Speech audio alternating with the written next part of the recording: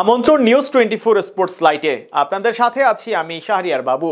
চলুন দর্শক জেনে নেই আজকের খবরের বিস্তারিত রিপোর্টের বাকি অংশে। জাতীয় দলের খেলা নেই, ঘরোয়া মৌসুম শুরু হতে আরও 3 মাস বাকি। সামনে অবশ্য বাংলাদেশ দলের পাকিস্তান সফর। এদিকে বিসিবির হাই পারফরমেন্স দল 4 দিনের ম্যাচ খেলতে অস্ট্রেলিয়া গিয়েছে। সাদা বলের ক্রিকেটাররা যাবেন 28 জুলাই।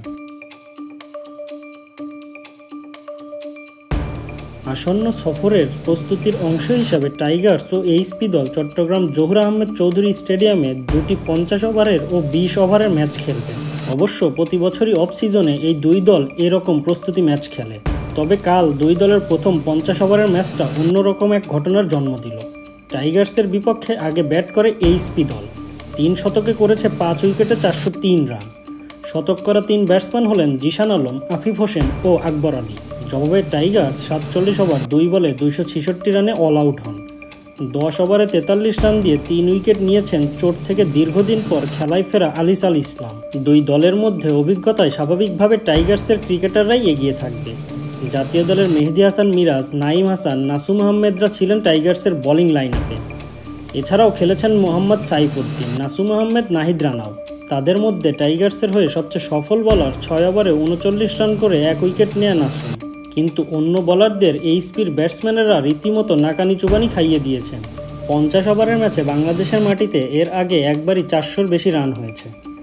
2022 সালের ডিসেম্বরে বাংলাদেশের বিপক্ষে আগে ব্যাট করে ভারত 8 উইকেটে করেছিল 409 রান। সে ম্যাচটিও হয়েছিল চট্টগ্রামের জহুর আহমেদ চৌধুরী স্টেডিয়াম। দ্বিতীয় সর্বোচ্চ 4 উইকেটে 293 রান করেছিলেন আবাহনী। এছাড়াও বিকেএসপির 3 নম্বর মাঠে প্রাইম দেলেশ্বরের বিপক্ষে 2017 ও 18 মৌসুমে এ কীর্তি গড়েছিলেন আবাহনী। বাংলাদেশি ব্যাটসম্যানদের মধ্যে লিস্টে এ ক্রিকেটে এক ইনিংসে ব্যক্তিগত সর্বোচ্চ 12টি ছক্কার রেকর্ড ছিল মাহফুজুর রহমান ও জাকির হাসান। কাল জিসানের 127 রানের ইনিংসে ছক্কা ছিল 13টি। জিসান অবশ্য আরও বড় লক্ষ্য নিয়ে খেলেছিলেন। ম্যাচ শেষে তিনি সাংবাদিকদের কাছে বলেছেন 200 রান করার সুযোগ ছিল, উইকেটটা ভালো ছিল, ভালো খেলেছিলাম, যদি পুরো ইনিংস খেলতে পারতাম তাহলে 200 হতো। বড় রানের পেছনে চট্টগ্রামের ভালো উইকেটের ভূমিকার কথাও বলেছেন জিসান। ধারাবাহিকভাবে এ ধরনের উইকেটে খেললে ব্যাটসম্যানদের খেলার ধরনের পরিবর্তন আসবে বলে মনে করেন এই তরুণ ব্যাটার। তিনি বলেন, ভালো উইকেটে নিয়মিত খেললে এমন 300-400 রান হবে। 400 রান তো সবসময় হবে না, তবে 300-350 থাকবে। আর শুরুটা যদি ভালো হয়, যেমন আজ আমি ভালো শুরু করেছি, পরে আফিফ ভাই ও শেষে আকবর ভাই অনেক ভালো ফিনিশিং করেছে, তাহলে ভালো হবে।